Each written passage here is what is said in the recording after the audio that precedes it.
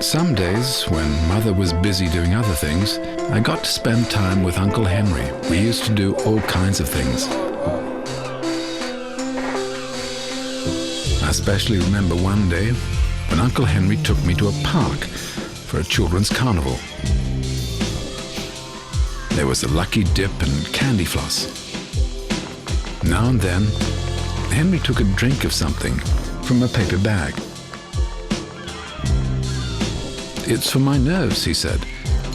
"Very dry throat," he said. "Damn dry, boy." And the biggest attraction at the carnival was blind divers in a big glass tank. They did a lot of different stunts, like eating bananas underwater. Even though they couldn't see us, they waved cheerfully. Later that afternoon, we went to the Natural History Museum. We saw all the stuffed animals, and Henry took another sip from his paper bag. "Dusty here," he said. "Damn dusty." We passed exhibit after exhibit with animals in jars filled with alcohol, and Uncle Henry pointed out curiosities and interesting deformities. On the underground train, on our way home, Uncle Henry fell asleep. I tried to wake him, but couldn't until we'd traveled a station too far and had to walk back.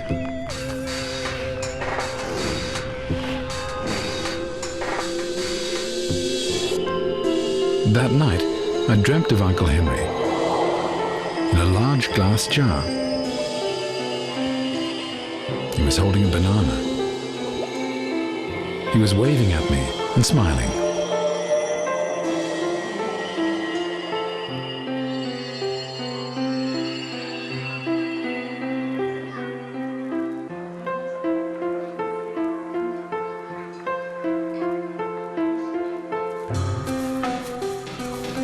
We kids really liked Uncle Bengt.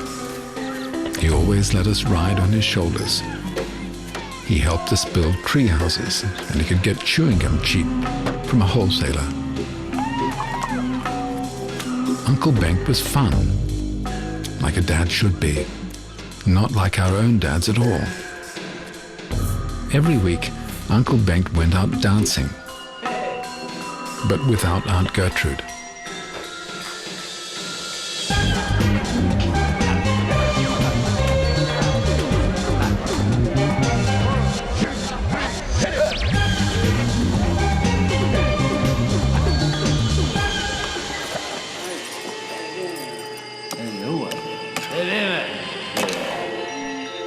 The kids understood him.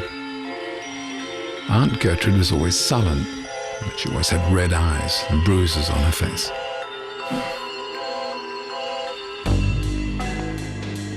After a couple of years, they got divorced. We never saw Uncle Bengt much after that. Aunt Gertrude was even more sullen, but she didn't have bruises on her face anymore. A long time later, I thought I saw Uncle Bengt. One Christmas, one of the department stores had employed a Santa, and that Santa looked a lot like Uncle Bengt. I looked at him for a while as he was talking to the children, but I didn't dare approach him.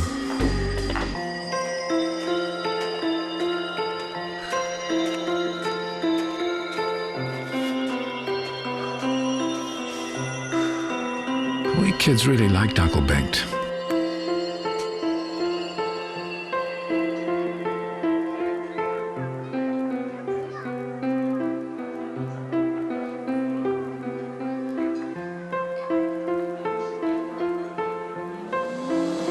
Uncle Sven had a neighbor.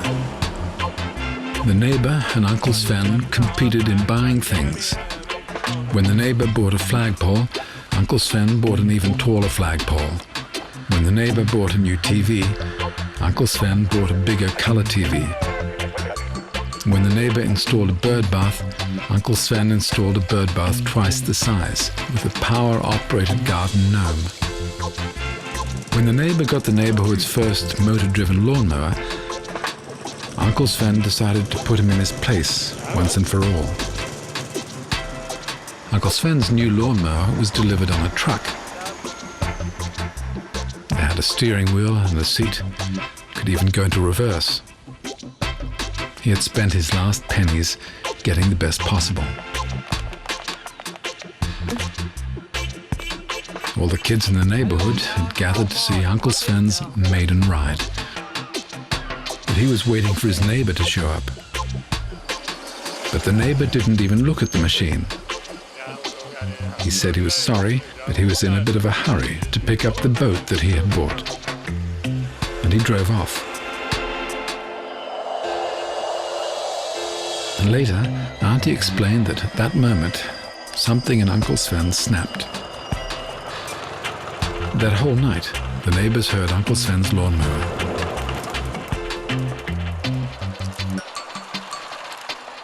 When morning broke, the lawn was a terrible mess, and Uncle Sven and the lawnmower were gone. That was the last we saw of Uncle Sven. But some people picking berries were heard to say that they'd seen a man on what they thought was a very small tractor, following power lines heading north.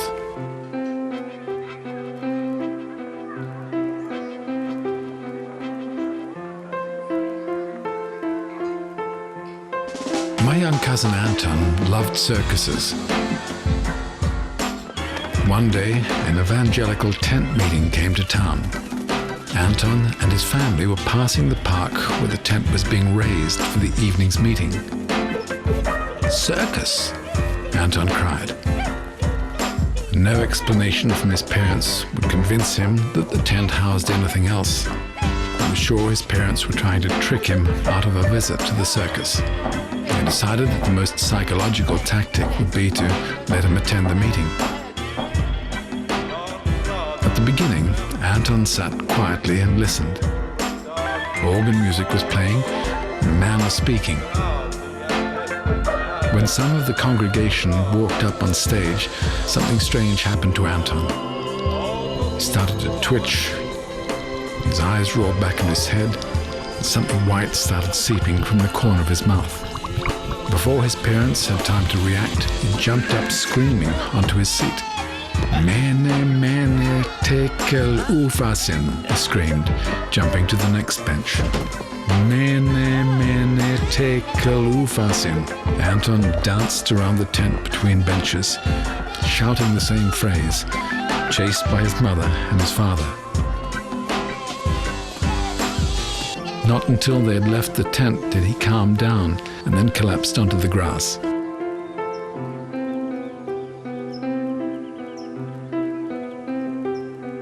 That night, Anton slept like a log.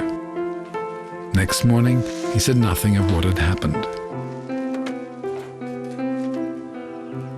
When I asked him later how the circus had been, all he'd say was, "Good."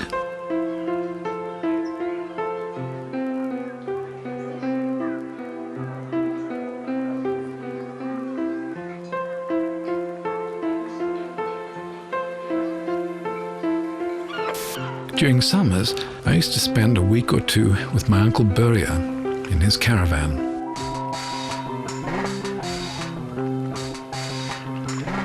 He had an experience that haunted him all his life.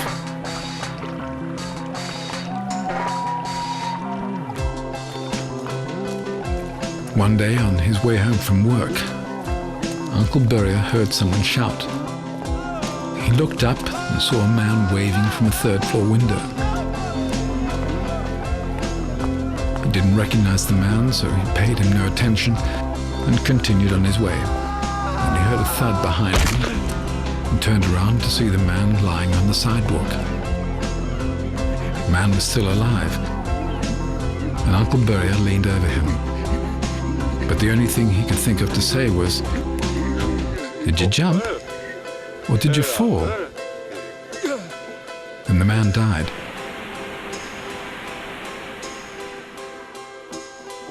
This deprived Börje of any peace. How could I say something so stupid? How the hell could I say something so damned stupid? He would repeat to himself. And some nights in the caravan, I could wake up in the middle of the night because Uncle Börje would twitch, grabbing at the air and kicking as if he was about to fall. He also mumbled in his sleep.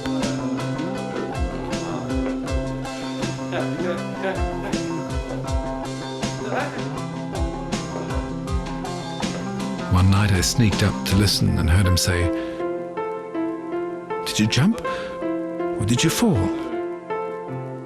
Did you jump? Did you fall?"